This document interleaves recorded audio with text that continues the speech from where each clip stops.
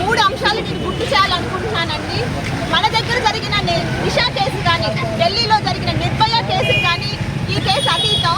ఎందుకంటే రెండు కేసులు అవుట్స్కట్స్లో జరిగాయి, మనుషులు లేని బస్సులో జరిగింది.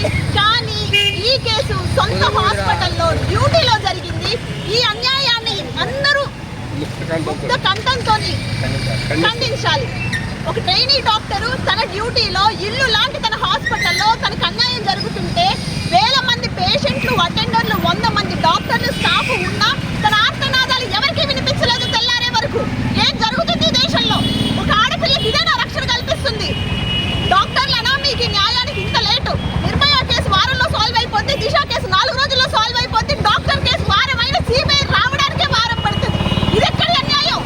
ఒక డాక్టర్కి అవసరం లేదా ఈ దేశానికి? ఒక డాక్టర్కి న్యాయం చేయాల్సిన అవసరం లేదా? డాక్టర్ కాబట్టి చేయరా, లేకపోతే ఇంకేమైనా ఉద్దేశంతో ఆ హాస్పిటల్ బదులు కొట్టారా? ప్రొటెస్టర్స్ ని భయపెట్టడానికి కాలేజీ గుండాలను పంపించారు. మీ సొంత ఊర్లో, మీ సొంత ఇంట్లో మీ కన్న కూతురు లాంటి ఒక డాక్టర్ మీకు సర్వ్ చేస్తూ అత్యాచారానికి గురైంది. దీన్ని ఎవరైనా ఆలోచిస్తున్నారా? ఇలాగే కొనసాగిస్తారా? ఇంకెన్ని దాడులు కొనసాగిస్తారు? మెడికల్ సర్టిఫికేట్కి వచ్చిన కల్ప్రిట్ డాక్టర్ని కత్తితో పొడి చేస్తే కేరళలో మాకు అసలు ఎటువంటి రిఫార్మ్స్ రావు. అటెండర్స్ ఏదో జరిగిందని హాస్పిటల్ ధ్వంసం చేసేటువంటి రిఫార్మ్స్ రావు. సొంతింటి లాంటి హాస్పిటల్ అత్యాచారం జరిగితే వారం వరకు న్యాయం జరగదు. బయట ఉన్న ఆడపిల్లకి జరిగిన న్యాయం కూడా ఒక లేడీ డాక్టర్కి ఈ దేశంలో జరగట్లేదు. వేల మంది మధ్యలోనే అత్యాచారానికి గురవుతుంది. తెలిసి జరుగుతుందా, తెలియక జరుగుతుందా? న్యాయం చేస్తారా, చేయరా?